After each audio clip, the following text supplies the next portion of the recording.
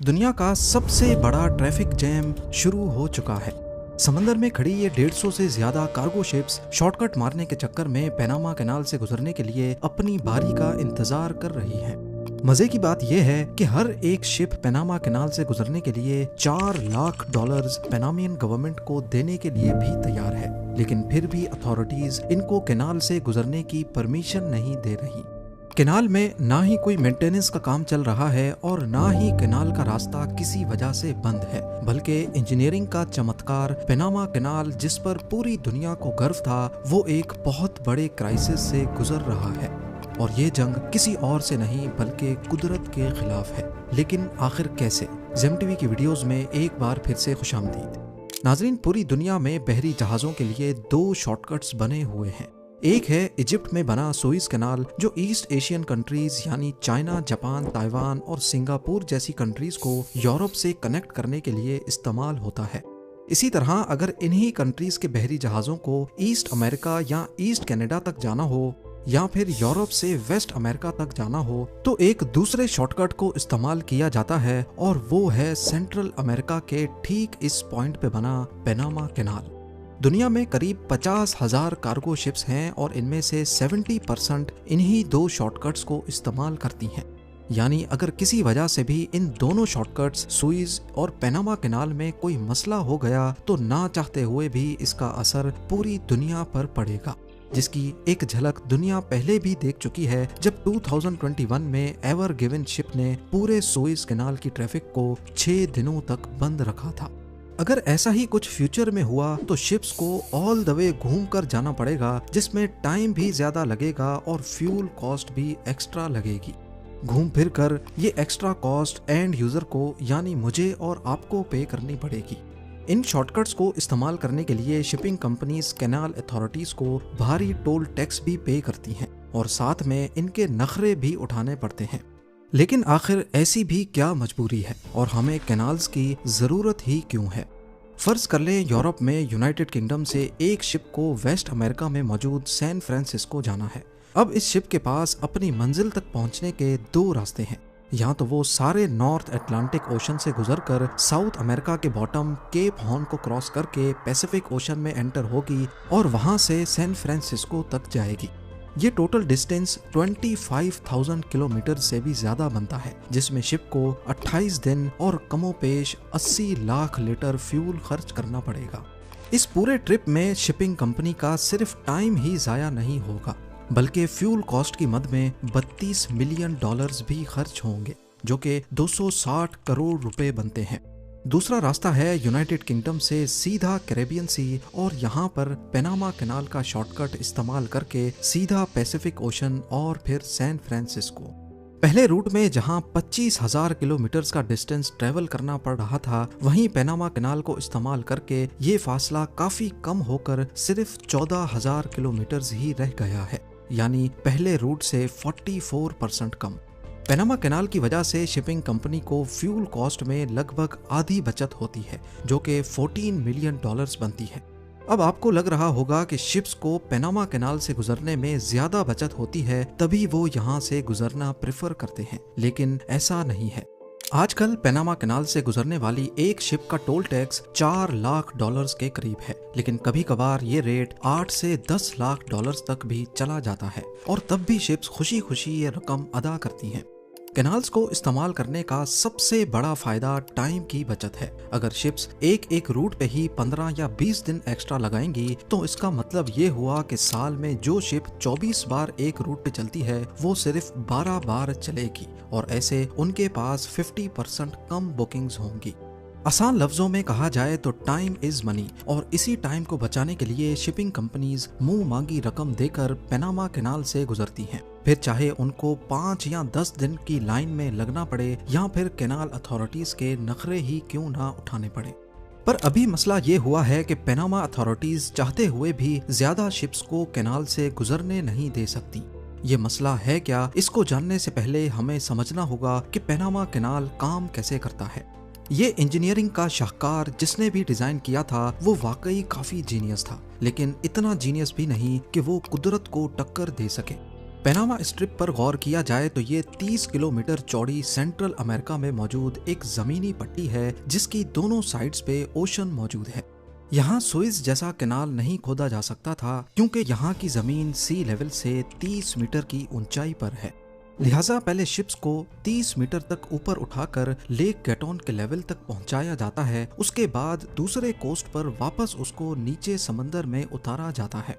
यहाँ बात हो रही है कार्गो शिप्स की जिनका वजन लाखों टन होता है। इतनी भारी शिप्स को 30 मीटर ऊपर उठाने के लिए कैनाल की ओपनिंग्स पर लॉक्स लगे हैं। ये लॉक्स शिप को ऊपर उठाने के लिए सीढ़ियों की तरह काम करते हैं। पहले लॉक नंबर 1 का दरवाजा खुलता है और शिप उसमें चली जाती है। लॉक नंबर 1 का दरवाजा बंद करके लॉक नंबर 2 से पानी लॉक नंबर 1 में भरा जाता है। इस प्रोसेस में किसी मोटर या पंप की जरूरत नहीं पड़ती क्योंकि लॉक नंबर 2 में पानी का लेवल ज्यादा होता है जो ग्रेविटी की मदद से खुद ब खुद लॉक नंबर 1 में भर जाता है।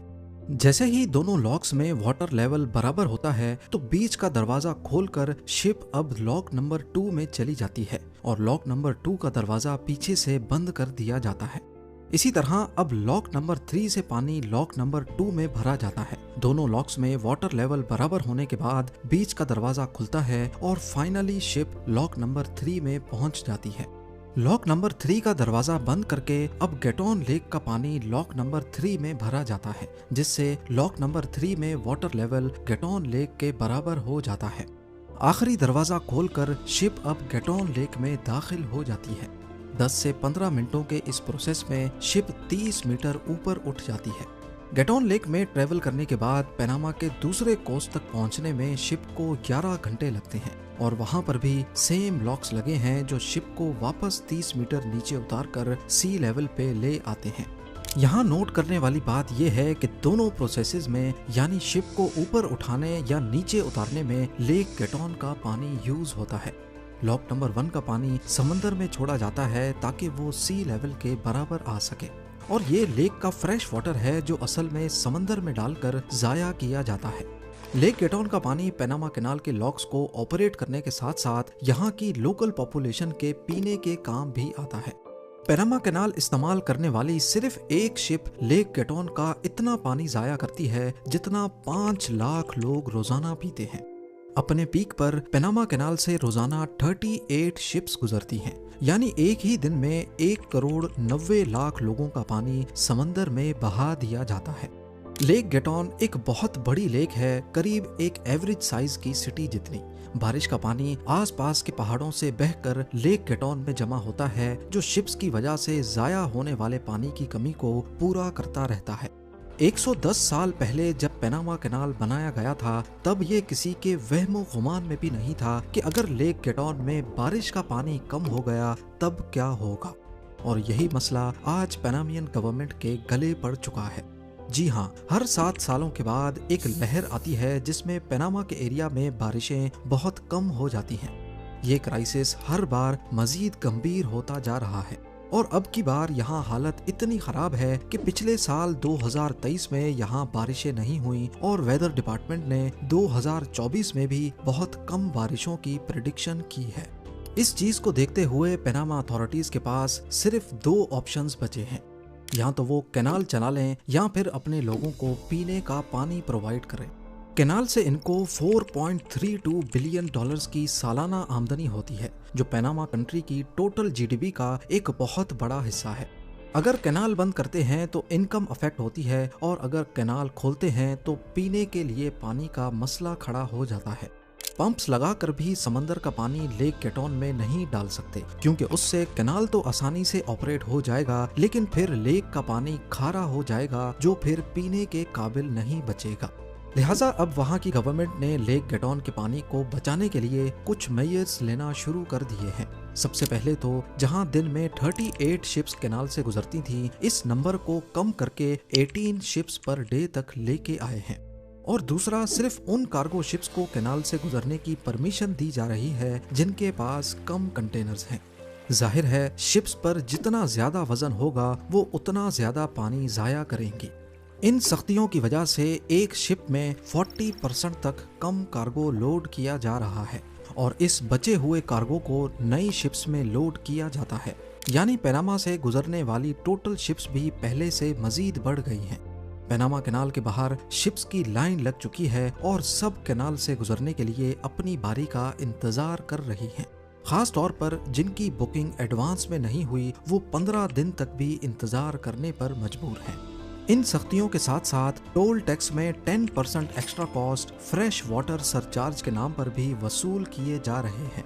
इससे यूरोप से वेस्ट अमेरिका और ईस्ट अमेरिका से ईस्ट एशिया के रूट्स पर काफी डिस्टरबेंस पैदा हो गई है। कार्गो डिले हो रहा है और पनामा कैनाल पे एडवांस बुकिंग 3 महीने पहले से करवानी पड़ती है। यानी जो गुड्स अभी फैक्ट्री में मैन्युफैक्चर हो रहे हैं उनकी डिलीवरी के लिए पनामा कैनाल की बुकिंग मैन्युफैक्चरिंग से भी पहले करवानी पड़ रही है, वो भी महंगे दामों पर। अब इस मसले को सॉल्व करने के लिए मुख्तलिफ प्रपोजल्स दिए जा रहे हैं। इसमें बाय ओशियानिक कॉरिडोर बनाए जाएंगे। शिप्स पहले एक कोस्ट पे कंटेनर्स अनलोड करेंगी, फिर वो कंटेनर्स ट्रक या ट्रेन में लोड होकर दूसरे कोस्ट तक पहुंचाए जाएंगे और फिर वहां से दूसरी शिप्स में दोबारा लोडिंग होगी। ये ऑप्शन है तो काफी अच्छा, लेकिन साउथ अमेरिका के वेस्टर्न पार्ट्स में एंडीज माउंटेन रेंज दीवार बनकर खड़ी है।